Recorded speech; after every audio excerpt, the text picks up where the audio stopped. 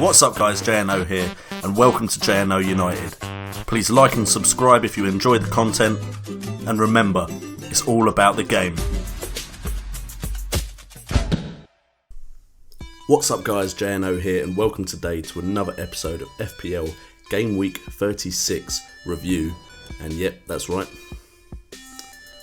we're trying to up the production value a little bit. Hopefully by the time FPL starts next season, we can have a great new layout, a great new production value set up, and get as many of you subscribers to join as possible. And of course, the ones of you who are already subscribed to me, your help and support will be much appreciated at the beginning of the FPL season, because your comments, your views, your thumbs up buttons will really help me smash next year as we try and grow the channel and grow the community we have built. But enough about me, let's talk FPL. Now, as you can see, I got 39 points this week, which was only 1 point above the average, which wasn't as good as I was hoping for.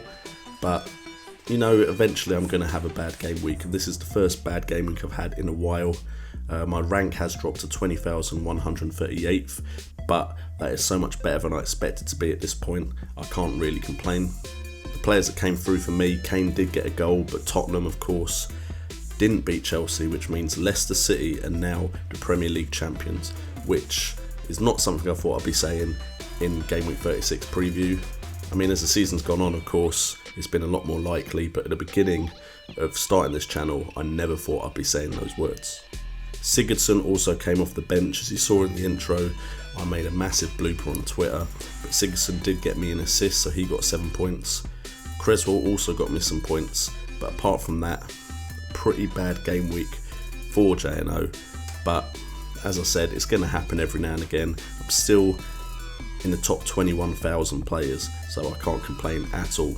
If we have a look at the results, the big results, Newcastle managed to beat Crystal Palace, which means their hopes of staying in the Premier League are still alive. Sunderland didn't beat Stoke, which was disappointing because I'd have won a lot of money if Sunderland had beaten Stoke. It was the only result I got wrong on an accumulator. Watford made hard work of beating Villa, but Troy Deeney did turn up. West Ham dominated West Brom and still have a chance of getting top 4, which would be massive for West Ham in their last season at the Boleyn. Arsenal made hard work of beating Norwich. Liverpool crumbled to Swansea, which wasn't something I was expecting. Leicester managed to get a draw, which was enough seeing as Spurs drew as well, which means the point gap is 8 points and they've only got 2 games left to play, so Leicester City are the champions of the Premier League. And then Southampton beat Man City 4-2. Aguero didn't start, De Bruyne wasn't even on the bench, which hurt a lot of people I think, but to be honest, with Sigurdsson on the bench, Aguero not coming on, it kind of worked out for me. It meant I got some guaranteed points because I was doing pretty poorly. Also, if you're wondering why I'm not really being as loud as usual, my daughter is behind this green screen asleep. So if we have a look at the Certified Premier League, we can see that Callum Sims is still top. He's topped by 3 points though, because he had a similar game week to me, only getting 39 points, while 3 at the back, William C, went and got 61 points, which means he is closing the gap, only 3 points behind now. Title race in the Certified Premier League is still interesting. Apart from those two though, everyone else is a bit trailing behind. I've dropped out of the top 10 again, a red arrow in the Certified Premier League. Lufty B got 53 points, which means he's only 12 points behind me now, and I have a feeling he's more prepared for the double game week 37 than I am, but double game week 34 let a lot of people down, so hopefully, fingers crossed, I can still be the top YouTuber in my own Classic League. Top scorer in the Certified Premier League this week was Football Matters FC, who managed to get 69 points. He played triple captain on Sanchez, which really didn't work out for him. But he had Mane, he had Townsend, and those 2 players alone got him 30 points. Townsend is a great pick right now, I reckon, and Southampton came out of nowhere. Really wasn't expecting to have such a great result. The dream team of the week saw Mane be the top player of the game week with 20 points. Imagine if you'd captained him, that would be guaranteed 40 points. But you also have players like Mark Noble coming in with 16 points. Ayew coming back to some form, getting 15 points. Defenders didn't score that high, but Darlow got 15 points as well. The Newcastle backup keeper really put in a performance and have given Newcastle hope to stay in the Premier League. If we have a look at my Challenge the Pundits team, I made some good decisions, but overall I didn't actually do that well. I finished 13th on 44 points. The winner was Ross Watson on 57 points. And if you see, he won £15.30 by putting £1 in. So great result for Ross Watson.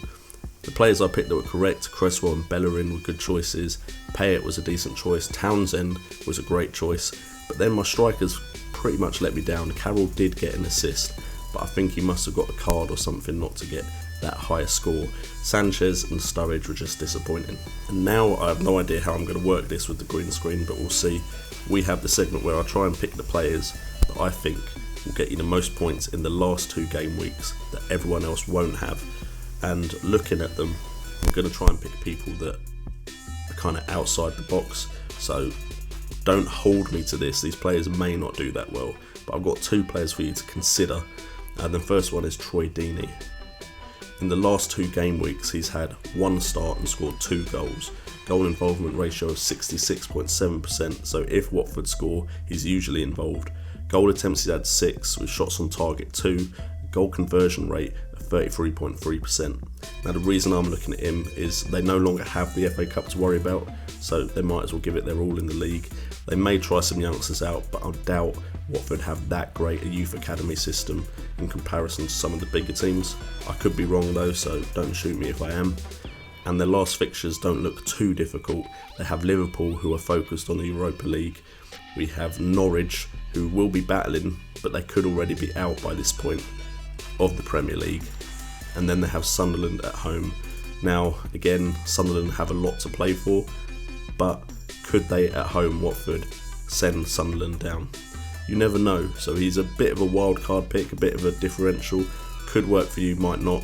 Don't hold me to it if he doesn't, but it's a player I'm definitely looking at because I want to have a big leap up in the rankings in the last couple of game weeks. Although you know me, I'll probably play it safe in the end of the day. And the second player, a bit outside the box as well, is Nathan Redmond. Now this all depends if Norwich still have something to play for, but also Nathan Redmond might want to put himself out there onto the transfer market with a good end to the season, so hopefully a Premier League side picks him up in the summer. In the last 2 game weeks, he's also only had 1 start. He's had no goals, but he's had 4 goal attempts, 2 of which came inside the box. Shots on target, he's had 2. Minutes per attempt, 23.8 minutes per every attempt, so it doesn't take too long to have attempts on goal. Shot accuracy, 50%. Chances created, he's created 2. The last fixtures, you have Man United, which could be a difficult fixture, but it is at home, and Man United are very up and down this season. They then have Watford at home. If they still have something to play for, it's a big game and it's a winnable game for them, so they may put in a great performance. And then they have Everton as well. Now I think I probably have made a mistake with that. I don't think all 3 of those fixtures are at home, but I've put them in capitals. But Everton are very poor defensively this season, and Martinez may even be on his way out, so Nathan Redmond seems to be one of the better Norwich players you could pick if you're going to look at a Norwich player. Anyway guys, thank you so much for tuning in. Hope you liked the green screen and whatever the hell I did with it, because I'm not sure yet. This is a bit of a trial. It may just be the usual square that I'm in with a green background. I have no idea yet. The lighting, unfortunately, my softbox hasn't arrived yet, so I couldn't get the lighting perfect, so it may not work. But thank you so much for tuning in. Hopefully we will soon have brand new layout, green screen effects in play, and will really up the value of the shows that I put on YouTube. I've been JNO, you've been awesome, and remember, it's all about the game. Really would have been better if I didn't block off the room light with the green screen, but this thing is massive. Have a look. That's the ceiling. Anyway, see you later.